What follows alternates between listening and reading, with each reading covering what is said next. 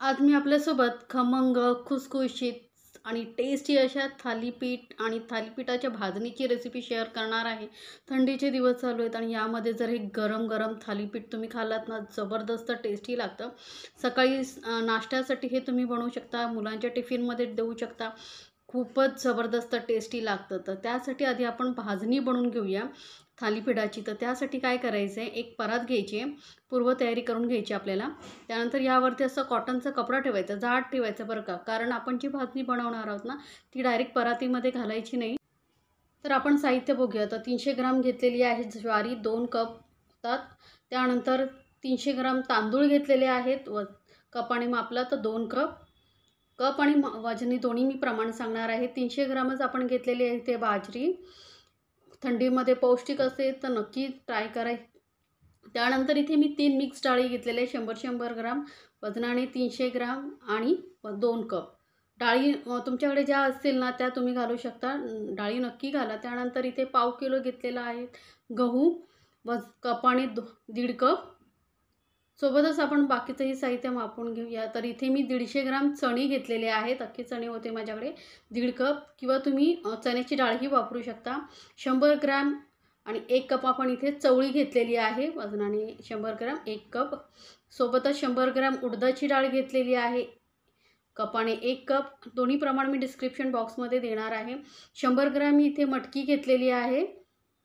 सोबतच इथे आपण घेतलेली आहे 50 ग्रॅम धणे आणि कपाने 1 कप.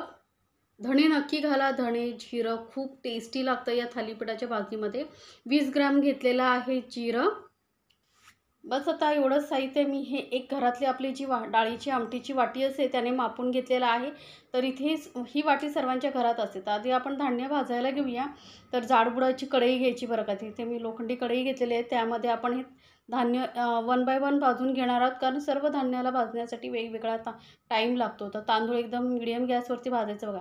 कडक झालेला आहे आणि पटकन तुटतो असं आपल्याला हा तांदूळ भाजून घ्यायचा आहे. कलर चेंज करायचं नाही आहे. त्यानंतर घेतलेली आहे ज्वारी.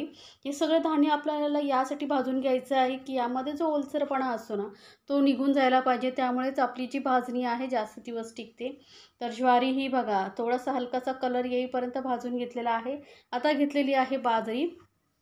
त्यामुळे सर्व धान्य मिक्स करून भाजायचं नाही, कारण प्रत्येक धान्याचा वेगवेगळा टाईम असतो भाजण्याचा. आता बाजरी ही पौष्टिक असते, त्यामुळे थंडीमध्ये आवर्जून तुम्ही याचा वापर करा आणि बाजरीमुळे थालीपीठ चविष्ट लागतं. आता या तिन्ही डाळी मी घेतलेल्या आहेत, तुरीची डाळ, मुगाची डाळ आणि मसूरची डाळ. याऐवजी तुमच्याकडे ज्या डाळी असतील त्या तुम्ही घेऊ शकता. सोबतच आपण ही उडदाची डाळ ही यामध्ये घालून भाजून घेऊया. तुमच्याकडे जे कडधान्य असेल ते तुम्ही यामध्ये घालू शकता थोड्या-थोड्या प्रमाणामध्ये. असं नाही की मी जे प्रमाण घेतलेलं आहे तेच तुम्ही घेतलं पाहिजे. तुम्हाला जे साहित्य आवडतं ते तुम्ही कमी-जास्त प्रमाणात करू शकता. तर डाळी मात्र नक्की घाला. आता डाळी भाजून झाल्यानंतर यामध्ये मी गहू घेतलेले आहेत. गहूमुळे काय होतं, आपली जे थालीपीठ आहेत ना, थोडंसं मऊसरपणा येतो, त्याला छान लागतात टेस्टला. तर गव्हावरतीही बघा हलका कलर आलेला आहे, तोपर्यंत भाजून घेतलेले. आता इथे मी घेतलेले आहेत अख्खे चणे. माझ्याकडे अख्खे चणे होते म्हणून मी घेतले. तुम्ही चण्याची डाळही घेऊ शकता. तर चण्यांना भाजायला थोडासा वेळ लागतो, त्यामुळे आपण इथे चणे नंतर भाजून घेतलेले आहेत. तर चणेही आपले हलका-हलकासा वरती कलर येतो आणि त्याची साईज कमी होते, इथपर्यंत आपल्याला हे भाजायचं आहे. जास्त डार्क ब्राऊन कलर करायचं नाही. तर बघा चवळीवरती हलका कलर आलेला आहे आणि थोडी कमी झालेली आहे साईजने. आता घेतलेली आहे मटकी. तर हे सर्व साहित्य आपण 1-2 मिनटं असं भाजून घेतलेलं आहे मीडियम गॅसवरती. मटकी काढून घेतल्यानंतर घातलेले आहेत धणे. तर धण्याचा बघा धण्याचा कलर चेंज होईपर्यंत भाजून घेतलेलं आहे. आणि जिरं भाजायला जास्त वेळ लागत नाही, पटकन होतं. त्यामुळे कढई तापलेली असते, गॅस बंद करायचा आणि मगच जिरं घालायचं. आता हे सर्व साहित्य मी थंड करून पण दळून आणणार आहोत आणि थोडंसं असं बारीकच सांगा, त्यामुळे भाजणी छान होते. तर हे बघा आपलं पीठ मी दळून आणलेलं आहे भाजणीचं.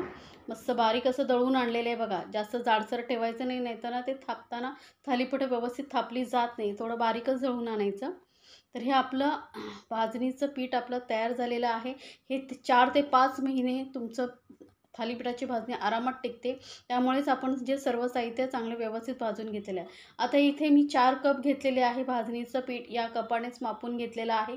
त्यामध्येच आपण 1 कप घालणार आहोत कांदा बारीक चिरलेला.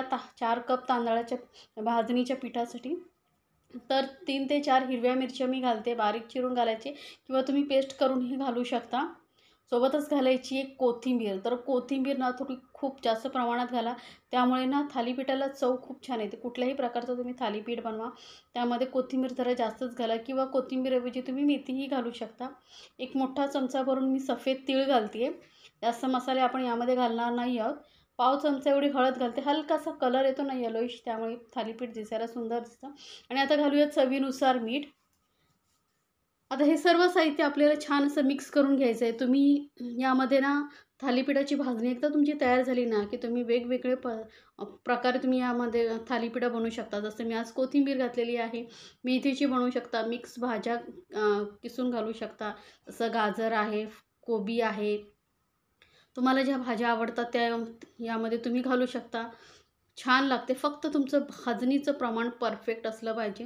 तर हे बघा पीठ मळून घेतलेलं आहे. थोडं सैलसरच मळून घ्यायचं आहे. जास्त घट्ट पीठ मळायचं नाही. त्यानंतर थोडंसं तेल लावून हे परत पीठ मळून घेते, म्हणजे काय होतं हाताला चिटकत नाही. तर हे बघा मस्त असं आपण हे पीठ 1 मिनिटभर परत मळून घेतलेलं आहे. आणि हे ना यामध्ये पीठ मळून जास्त वेळ ठेवायचं नाही, लगेचच थालीपीठं बनवायला घ्यायची. कारण त्यामधला जो आपण साहित्य वापरले त्याचा चिकटपणा कमी झाला ना, तर मग थालीपीठ थापलं जाणार नाही. त्यामुळे पटकन बनवून घ्यायचं. आणि आता इथे मी ना पोळपाटावरती कॉटनचा कपडा घेतलेला आहे. रुमाल वगैरे स्वच्छ धुवून घ्यायचा आणि ओला करून घ्यायचा बरं का हलका. हा मी थोडंसं पाणी लावून घ्यायचं, जास्त पाणी लावायचं नाही. त्यानंतर असे गोळे बनवून घेतलेले आहेत. तुम्हाला साईज किती हवी आहे थालीपीठाची त्यानुसार तुम्ही थालीपीठाचे गोळे बनवून घ्या. वरून थोडेसे सफेद तीळ लावते मी, दिसायलाही सुंदर दिसतात. आणि थंडीमध्ये जे जे साहित्य आपल्या शरीरासाठी पौष्टिक आहे ते नक्की यामध्ये वापरू शकता तुम्ही. आता ना हाताला थोडंसं पाणी लावून आपण हे थालीपीठं थापून घेणार आहोत. या पद्धतीने थापून जेव्हा आपण थालीपीठं बनवतो ना, तर हाताचा जो आपला वरती बोटांचे ठसे येतात ना, त्यामुळे हे थालीपीठ दिसायलाही खूप सुंदर दिसतं. आणि थालीपीठ म्हटलेलं आहे, त्यामुळे ते थापूनच बनवलं जातं. तर आता जास्त जेवढं होईल तेवढं तुम्ही पातळ थापून घ्या. त्यानंतर बोटाने आपण असे ह्याला होल करून घेणार आहोत.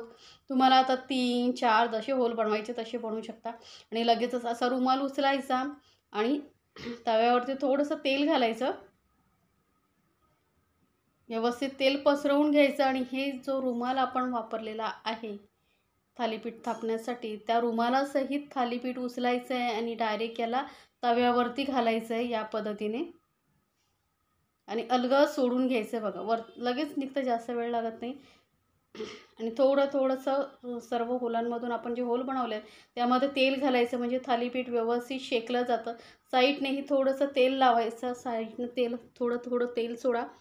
तर आपलं हे थालीपीठ शेकतं आहे मीडियम गॅसवरती. तोपर्यंत काय करायचं, आपण दुसरं थालीपीठ थापून घेऊया. प्रत्येक वेळी पाणी रुमालाला नक्की लावा. आता हलक्या हाताने थोडंसं थापून घेतल्यानंतर वरून मी लावते सफेद तीळ. तुम्हाला आवडत असतील तर लावा किंवा वरून तुम्ही इथे मेथीही जास्त प्रमाणात लावू शकता. तुम्हाला जसं आवडतं तसं तुम्ही बनवू शकता. आणि बोटांच्या साहाय्याने ह्याला असं थापून घ्यायचं आहे, गोल मस्त असं फिरवत जायचं.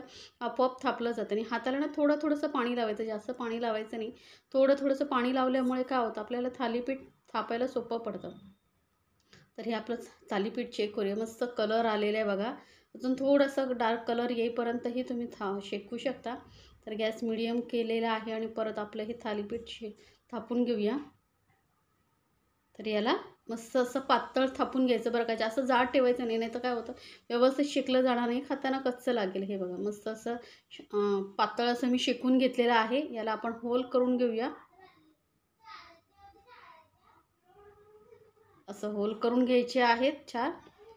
आणि आपलं थालीपीठ मस्त बघा कलरही खूप सुंदर आलेला आहे. दुसरंही थालीपीठ मग घातलेलं आहे.